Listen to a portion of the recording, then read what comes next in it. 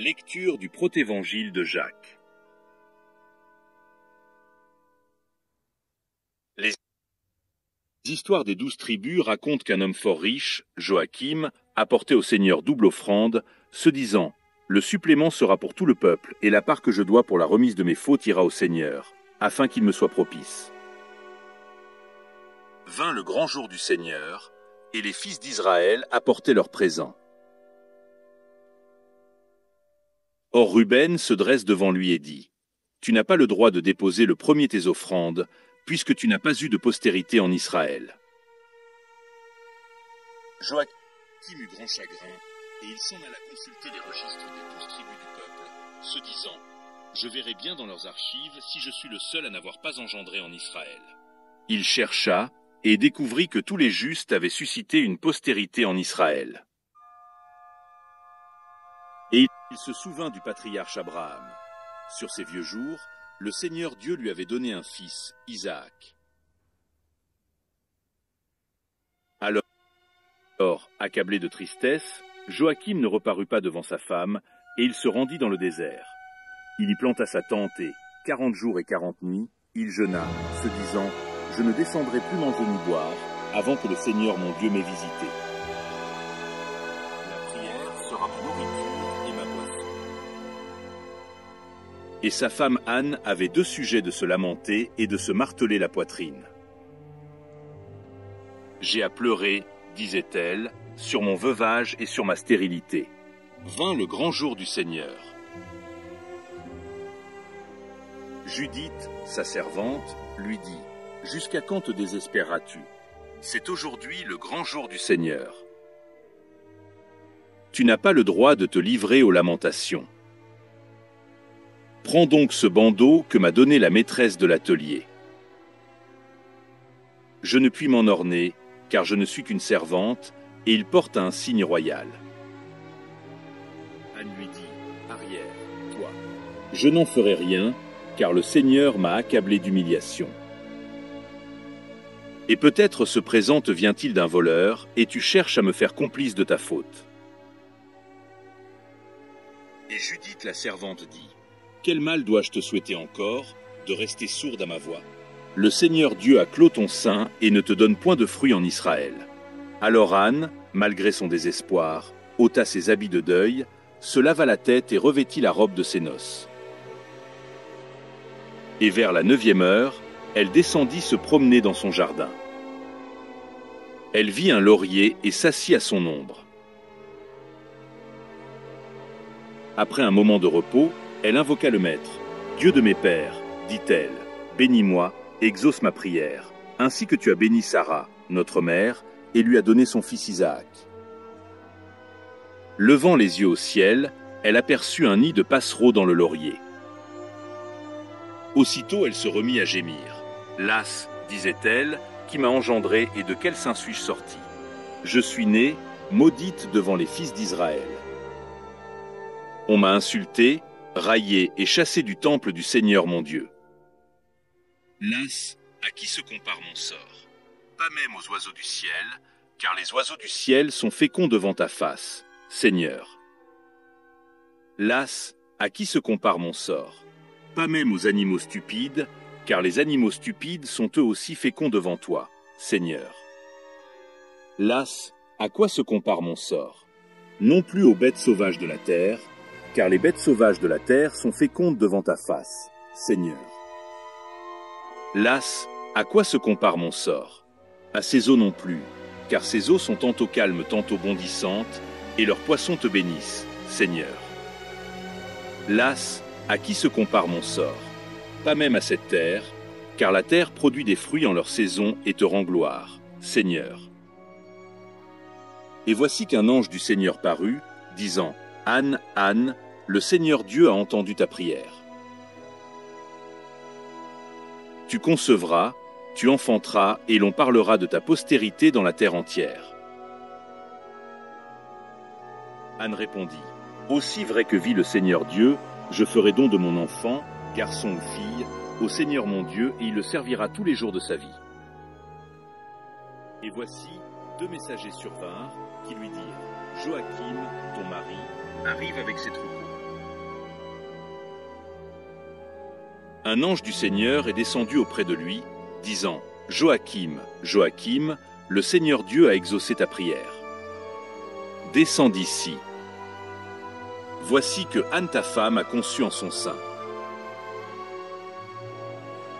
Aussitôt Joachim est descendu, il a convoqué ses bergers, leur disant « Apportez-moi ici 10 agneaux sans tache ni défaut. Ces 10 agneaux seront pour le Seigneur Dieu. Apportez-moi aussi 12 veaux bien tendres, et les 12 veaux seront pour les prêtres et le conseil des anciens. Aussi 100 chevreaux, et les 100 chevreaux seront pour tout le peuple. » Joachim arriva avec ses troupeaux.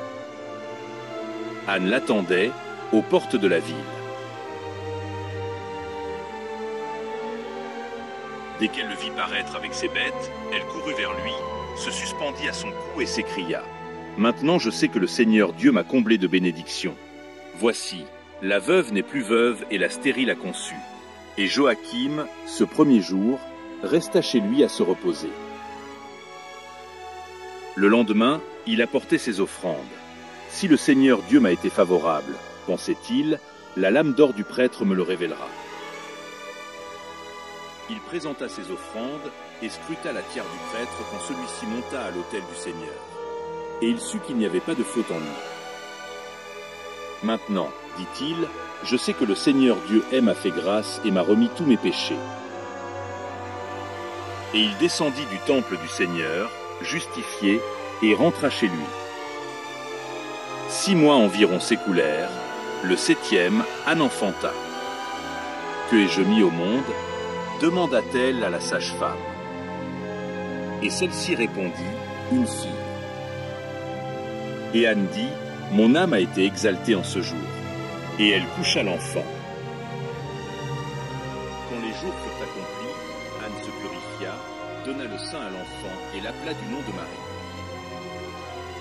De jour en jour, l'enfant se fortifiait. Quand elle eut 6 mois, sa mère la mit par terre pour voir si elle tenait debout. Or l'enfant fit 7 pas, puis revint se blottir auprès de sa mère. Celle-ci la souleva, disant « Aussi vrai que vit le Seigneur mon Dieu, tu ne marcheras pas sur cette terre, que je ne t'ai mené au temple du Seigneur. » Et elle apprêta un sanctuaire dans sa chambre, et elle ne laissait jamais sa fille toucher à rien de profane ou d'impur. Et elle invita les filles des Hébreux, qui étaient sans tache, et celle-ci la divertissait. Quand l'enfant eut 1 an, Joachim donna un grand festin où il convia les grands prêtres, les scribes, les anciens et tout le peuple d'Israël. Il présenta l'enfant aux prêtres qui la bénirent. « Dieu de nos pères, disait-il, bénis cet enfant, et donne-lui un nom illustre à jamais, dans toutes les générations. » Et tout le peuple s'écria, « Qu'il en soit ainsi. Amen. » Et ils la présentèrent aux grands prêtres, et ceux-ci la bénirent, disant, « Dieu des hauteurs, abaisse ton regard sur cette petite fille et bénis-la d'une bénédiction suprême, qui surpasse toute bénédiction. » Et sa mère l'emporta dans le sanctuaire de sa chambre, et elle lui donna le sein. Anne éleva un chant au Seigneur Dieu. « Je chanterai un cantique sacré au Seigneur mon Dieu, parce qu'il m'a visité et m'a enlevé l'outrage de mes ennemis. Et le Seigneur mon Dieu m'a donné un fruit de sa justice, unique et considérable devant sa face. Qui annoncera aux fils de Ruben qu'Anne donne le sein. Écoutez, écoutez, ô les 12 tribus d'Israël, Anne donne le sein. » Et elle reposa l'enfant dans le sanctuaire de sa chambre, sortit et servit ses hôtes. Quand le banquet fut achevé, ils descendirent joyeux et ils glorifièrent le Dieu d'Israël. Les mois se succédèrent, l'enfant atteignit 2 ans. Joachim dit, « Menons-la au temple du Seigneur, pour accomplir la promesse que nous avons faite. Sinon le maître s'irriterait contre nous et rejetterait notre offrande. » Mais Anne répondit, « Attendons sa 3e année, de peur qu'elle ne réclame son père ou sa mère. » Joachim Pina, Attendons. L'enfant eut 3 ans. Joachim dit, « Appelons les filles des Hébreux, celles qui sont sans tache. Que chacune prenne un flambeau et le tienne allumé. Ainsi, Marie ne se retournera pas et son cœur ne sera pas retenu captif hors du temple du Seigneur. » L'ordre fut suivi, et elles montèrent au temple du Seigneur. Et le prêtre accueillit l'enfant et l'ayant embrassé, il la bénit et dit, « Le Seigneur Dieu a exalté ton nom parmi toutes les générations. En toi, au dernier des jours, le Seigneur manifestera la rédemption aux fils d'Israël. » Et il la fit asseoir sur le 3e degré de l'autel. Et le Seigneur Dieu répandit sa grâce sur elle. Et ses pieds esquissèrent une danse, et toute la maison d'Israël l'aima. Ses parents descendirent, émerveillés, louant et glorifiant le Dieu souverain qui ne les avait pas dédaignés. Et Marie demeurait dans le temple du Seigneur, telle une colombe, et elle recevait sa nourriture de la main d'un ange. Quand elle eut 12 ans, les prêtres se consultèrent et dirent, « Voici que Marie a 12 ans, dans le temple du Seigneur. Que ferons-nous d'elle, pour éviter qu'elle ne rende impur le sanctuaire du Seigneur notre Dieu ?» Et ils dirent au grand prêtre, « Toi qui gardes l'autel du Seigneur, entre et prie au sujet de cet enfant. Ce que le Seigneur te dira, nous le ferons. » Et le prêtre revêtit l'habit aux 12 clochettes, pénétra dans le Saint des Saints et se mit en prière.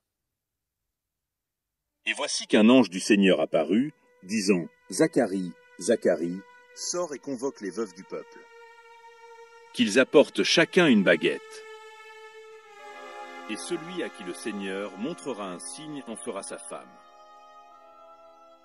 Des héros s'égaillèrent dans tout le pays de Judée, et la trompette du Seigneur retentit, et voici qu'ils accoururent tous. Joseph jeta sa hache, et lui aussi alla se joindre à la troupe. Ils se rendirent ensemble chez le prêtre avec leurs baguettes. Le prêtre prit ses baguettes, pénétra dans le temple et pria. Sa prière achevée, il reprit les baguettes, sortit et les leur rendit. Aucune ne portait de signe. Or Joseph reçut la sienne le dernier. Et voici qu'une colombe s'envola de sa baguette et vint se percher sur sa tête.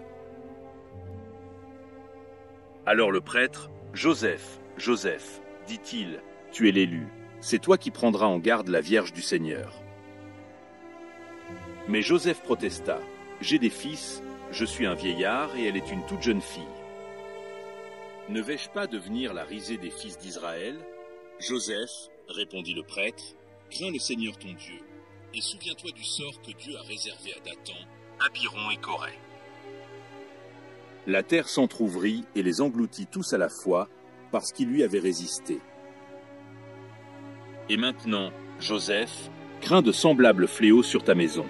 Très ému, Joseph prit la jeune fille sous sa protection et lui dit, « Marie, le temple du Seigneur t'a confié à moi.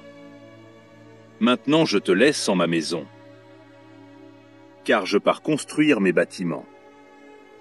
Je reviendrai auprès de toi. Le Seigneur te gardera. » Cependant, les prêtres s'étaient réunis et avaient décidé de faire tisser un voile pour le temple du Seigneur. Et le grand prêtre dit, « Appelez-moi les jeunes filles de la tribu de David, qui sont sans tache. » Ses serviteurs partirent, cherchèrent et en trouvèrent 7. Mais le prêtre se souvint que la jeune Marie était de la tribu de David et qu'elle était sans tache devant Dieu. Et les serviteurs partirent et l'amenèrent. Et l'on fit entrer ces jeunes filles dans le temple du Seigneur. Et le prêtre leur dit, « Tirez au sort laquelle filera l'or, l'amiante, le lin, la soie, le bleu, l'écarlate et la pourpre véritable. » La pourpre véritable et l'écarlate échurent à Marie. Elle les prit et rentra chez elle. C'est à ce moment-là que Zacharie devint muet et que Samuel le remplaça jusqu'à ce qu'il eût retrouvé la parole. Et Marie saisit l'écarlate et se mit à filer. Or elle prit sa cruche et sortit pour puiser de l'eau. Alors une voix retentit, « Réjouis-toi, pleine de grâce. Le Seigneur est avec toi. Tu es bénie parmi les femmes. » Marie regardait à droite et à gauche. D'où venait donc cette voix? Pleine de frayeur, elle rentra chez elle, posa sa cruche, reprit la pourpre, s'assit sur sa chaise et se remit à filer. Et voici qu'un ange debout devant elle disait: « Ne crains pas, Marie, tu as trouvé grâce devant le Maître de toutes choses. Tu concevras de son verbe. » Ces paroles jetèrent Marie dans le désarroi. « Concevrai-je, moi, du Seigneur, dit-elle, du Dieu vivant, et enfanterai-je comme toute femme? » Et voici que l'ange, toujours devant elle, lui répondit: « Non, Marie, car la puissance de Dieu te prendra sous son ombre. Aussi le Saint-Enfant qui naîtra sera-t-il appelé le Fils du Très-Haut. Tu lui donneras le nom de Jésus, car il sauvera son peuple de ses péchés. » Et Marie dit alors: « Me voici devant lui sa servante, qu'il m'advienne selon ta parole. » Et elle reprit son travail de pourpre et d'écarlate, puis l'apporta au prêtre. Et quand le prêtre le reçut, il la bénit et dit: « Marie, le Seigneur Dieu a exalté ton nom, et tu seras bénie parmi toutes les générations de la terre. » Pleine de joie, Marie se rendit chez sa parente Élisabeth et frappa à la porte.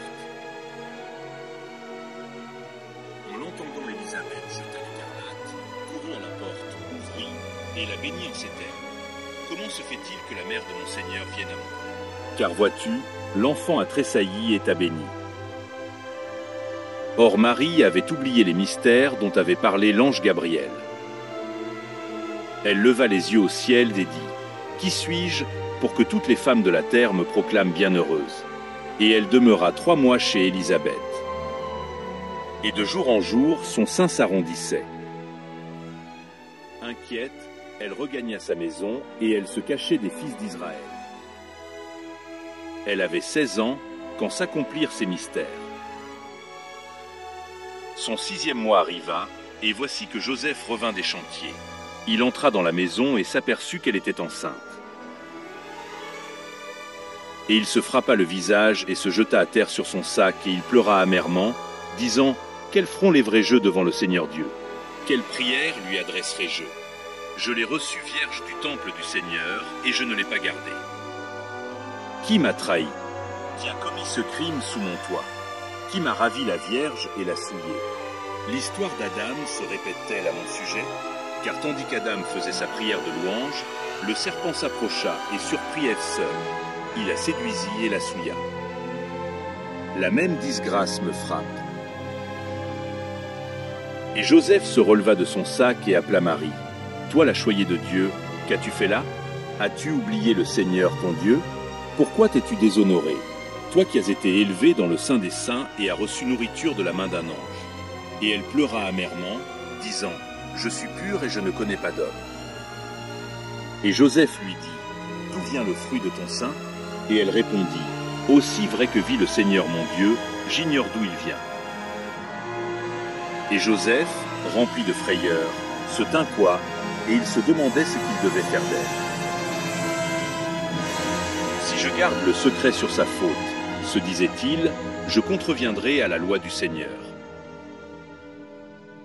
Mais si je la dénonce au fils d'Israël, et que son enfant vienne d'un ange, ce dont j'ai bien peur, alors je livre à la peine capitale un sang innocent.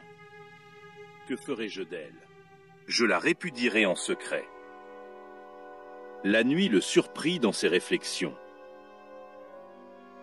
Et voici qu'un ange du Seigneur lui apparut en songe, disant: « Ne t'inquiète pas à propos de cet enfant. Ce qui est en elle vient de l'Esprit Saint. Elle t'enfantera un fils auquel tu donneras le nom de Jésus, car il sauvera son peuple de ses péchés. » Joseph se réveilla et glorifia le Dieu d'Israël qui lui avait donné sa grâce. Et il garda la jeune fille. Or le scribe Anne vint le voir et lui dit: « Joseph, pourquoi n'as-tu point paru à notre réunion? Mon voyage m'avait fatigué, répondit-il, et j'ai passé le premier jour à me reposer. » Mais Anne se retourna et vit Marie enceinte. Et il partit en courant chez le prêtre et lui dit: « Eh bien, ce Joseph dont tu te portes garant a commis une faute ignoble. » « Quoi donc? demanda le grand prêtre. L'autre reprit. Il a déshonoré la jeune fille que le temple du Seigneur lui avait confiée et il l'a épousée secrètement, sans avertir les fils d'Israël. Et le grand prêtre lui dit, Joseph a-t-il fait cela? Et l'autre répondit, envoie tes gens et tu verras que la jeune fille est enceinte. Des serviteurs partirent et la trouvèrent dans l'état qu'il avait dit. Ils la ramenèrent au temple et elle comparut au tribunal. Le grand prêtre lui dit, Marie, qu'as-tu fait là? Pourquoi as-tu perdu ton honneur? As-tu oublié le Seigneur ton Dieu, toi qui fus élevé dans le sein des saints et qui reçus nourriture de la main des anges? Toi qui entendis leurs hymnes et dansa devant eux? Que as-tu fait là? Et elle pleura amèrement et dit, aussi vrai que vit le Seigneur Dieu, je suis pure devant sa face et ne connais pas d'homme. Et le grand prêtre dit, et toi, Joseph, qu'as-tu fait? Et Joseph répondit, aussi vrai que vit le Seigneur, et que vive son Christ et le témoin de sa vérité, je suis pur vis-à-vis d'elle. Le grand prêtre insista. Ne rends pas de faux témoignages. Dis la vérité.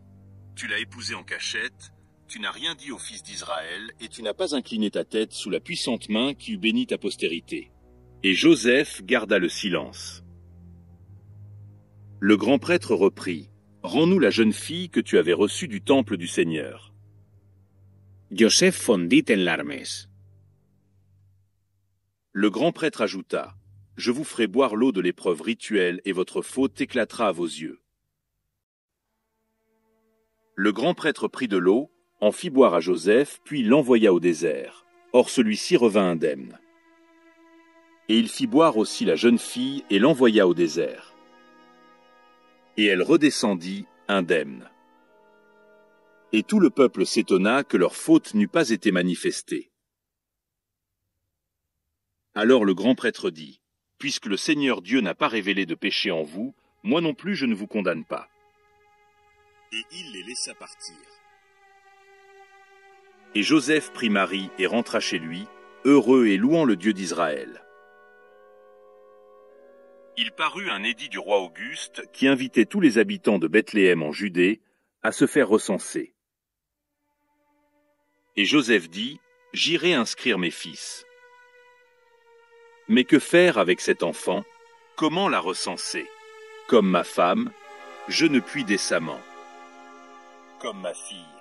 Mais les fils d'Israël savent que je n'ai pas de fille. Qu'en ce jour donc, le Seigneur en décide à son gré. Et il sella son âne et la jucha dessus. Son fils tirait la bride et Samuel suivait. Et ils entamaient le 3e mille quand Joseph se retourna et la vit fort rembrunie. L'enfant qu'elle porte, pensa-t-il, doit la faire souffrir. Il se tourna une nouvelle fois et vit qu'elle riait. Il lui dit, Marie, qu'as-tu donc?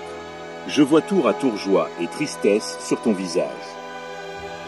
Et elle lui dit, Joseph, 2 peuples sont sous mes yeux. L'un pleure et se frappe la poitrine, l'autre danse et fait la fête. Ils étaient à mi-chemin, quand Marie lui dit, Joseph, aide-moi à descendre de l'âne. L'enfant, en moi, me presse et va naître. Il lui fit mettre pied à terre et lui dit, où t'emmener?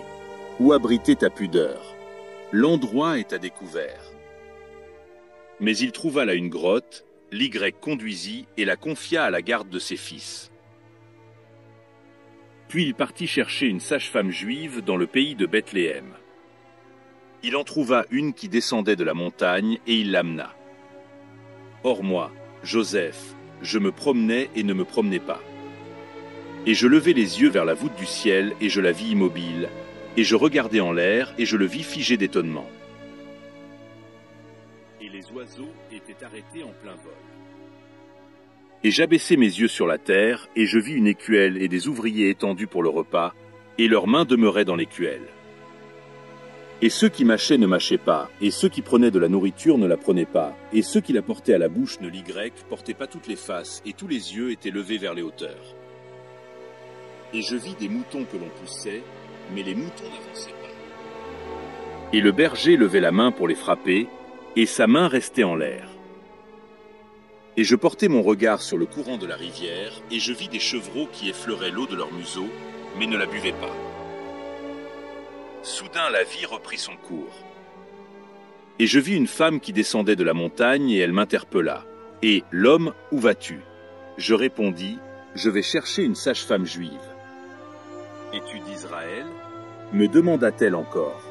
« Oui, lui dis-je. » Elle reprit, « Et qui donc est en train d'accoucher dans la grotte » Et Joseph dit à la sage-femme, « C'est Marie, ma fiancée, mais elle a conçu de l'Esprit Saint après avoir été élevée dans le temple du Seigneur. » Et je lui dis, « C'est ma fiancée. » « Elle n'est donc pas ta femme » demanda-t-elle.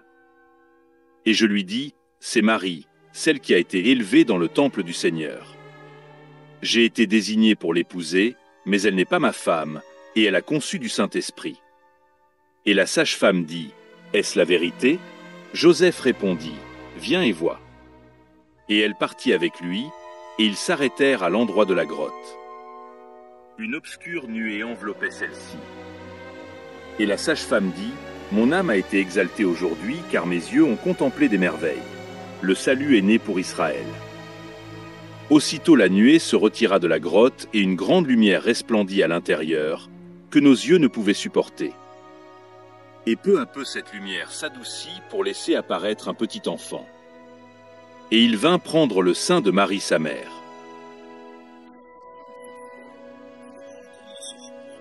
J'ai vu de mes yeux une chose inouïe.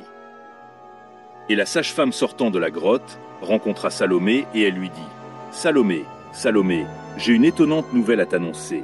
Une vierge a enfanté contre la loi de nature. » Et Salomé répondit, « Aussi vrai que vit le Seigneur mon Dieu, si je ne mets mon doigt et si je n'examine son corps, je ne croirai jamais que la vierge a enfanté. » Et elle s'approcha et la disposa, et Salomé examina sa nature.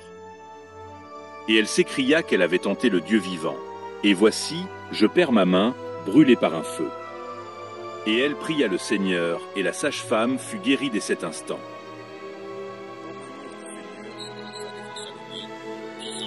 Ta prière a été exaucée devant le Seigneur. Approche-toi et touche le petit enfant, et pour toi aussi il sera le salut. Salomé obéit et fut guérie selon qu'elle avait adoré, et elle sortit de la grotte. Et voici, un ange du Seigneur fit entendre une voix. Et la sage-femme entra et dit, « Marie, prépare-toi car ce n'est pas un petit débat qui s'élève à ton sujet. » À ces mots, Marie se disposa.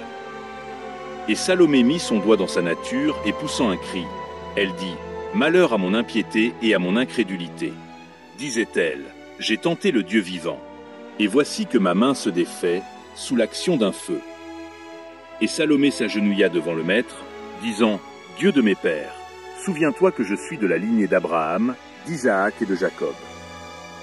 Ne m'expose pas au mépris des fils d'Israël, mais rends-moi aux pauvres. Car tu sais, ô maître, qu'en ton nom je les soignais, recevant de toi seul mon salaire. » Et voici qu'un ange du Seigneur parut, qui lui dit, « Salomé, Salomé, le maître de toutes choses a entendu ta prière. Étends ta main sur le petit enfant, prends-le. Il sera ton salut et ta joie. » Et Salomé, tout ému, s'approcha de l'enfant, le prit dans ses bras, disant, « Je l'adorerai. » Il est né un roi à Israël, et c'est lui. Aussitôt Salomé fut guérie, et elle sortit de la grotte, justifiée.